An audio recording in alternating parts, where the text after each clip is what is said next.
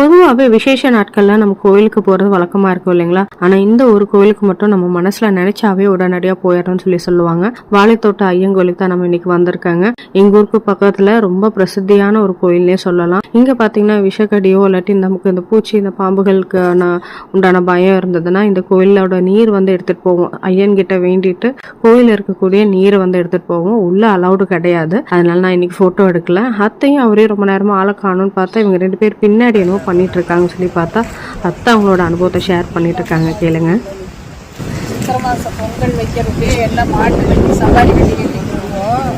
எல்லாம் இங்கே தான் வண்டி அங்கே போய் பொங்கல் வச்சு இங்கே உள்ள போயிட்டு சத்திரத்துல எல்லாம் சாப்பிட்றது அப்படியே தான் இருக்குது. 30 வருஷத்துக்கு முன்னாடி எப்படி இருந்ததோ அதே போல தான் இருக்குது. ஆனால் மாட்டு வண்டி இல்லை, எல்லாம் அந்த சைட் கார்காரங்க வரதுனால எல்லாம் காரில் அப்படியே இருக்குது.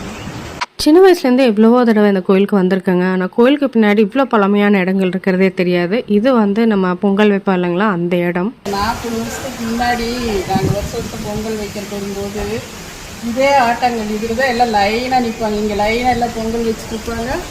இங்கே லைனாக நின்று தேங்காய் சட்னி, அந்த புளி சட்னி மாதிரி பச்சையாக தேங்காய் புளி காரமெல்லாம் போட்டு அரைச்சி பொங்கலுக்கு அது நல்லா இருக்குது அந்த சைடிஸ். அதனால் எல்லாம் லைனாக இங்கே நின்று அரைச்சிட்டு இருப்பாங்க. அதே ஆட்டங்கள் அதே போல் பொங்கல் வைக்கிற இடமும் அதே போல் சுத்தமாக கொஞ்சம் கூட மாறுதலே இல்லை, அப்படியே இருக்குது.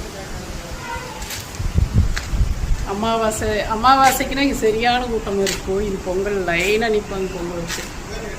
அத்தை தன்னையே மறந்து 40 வருஷத்துக்கு முன்னாடி போயிட்டாங்கன்னே சொல்லலாம். அவங்களோட சைல்ட்ஹுட் மெமரிஸ் எல்லாம் எங்ககிட்ட ஷேர் பண்ணாங்க. காலையில் மாட்டு வண்டி பிடிச்சி வந்தோம்னா போய் பொங்கல் வச்சுட்டு சாமி கும்பிட்டு இங்க சத்திரத்துல அது எங்களுக்குன்னு ஒரு இடம் வச்சிருக்கோம், அங்கதான் உட்காருவோம்னு சொல்லிட்டு அவங்க அப்படியே பேச ஆரம்பிச்சிட்டாங்க.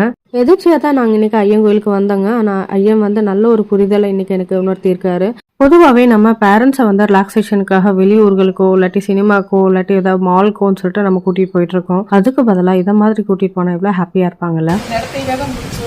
சாப்பிட்றதுக்கு பொங்கல் வச்சு சாமி கும்பிட்டு எங்களுக்கு ரூம் மாதிரி செட்டு ஒவ்வொரு வருஷம் வரும்போது இந்த இடத்துல தான் உட்காந்து சாப்பிடுவோம். அது பொங்கல், அந்த தேங்காய் சட்னி, அப்புறம் சும்மா பருப்பு கத்திரிக்காய் முருங்கைக்காய் போட்டு ஒரு மாதிரி சாம்பார் அப்படியே பச்சையாக தான் வைப்பாங்க மம்மி. அது செம டேஸ்ட்டு இருக்குது. எல்லாம் போட்டி போட்டு அதிசயம் பொங்கல், அந்த சாம்பார், அந்த தேங்காய் சட்னி. அடுத்து வீட்டிலேருந்து தயிர் கொண்டு வந்துடுவோம். எல்லாம் இந்த ரூம் எப்போ வந்தாலும் இதே இடத்த முடிச்சு இங்கே உட்காந்து சாப்பிடுவேன். எனக்கு இது பயங்கர மெமரியாக இருக்குது.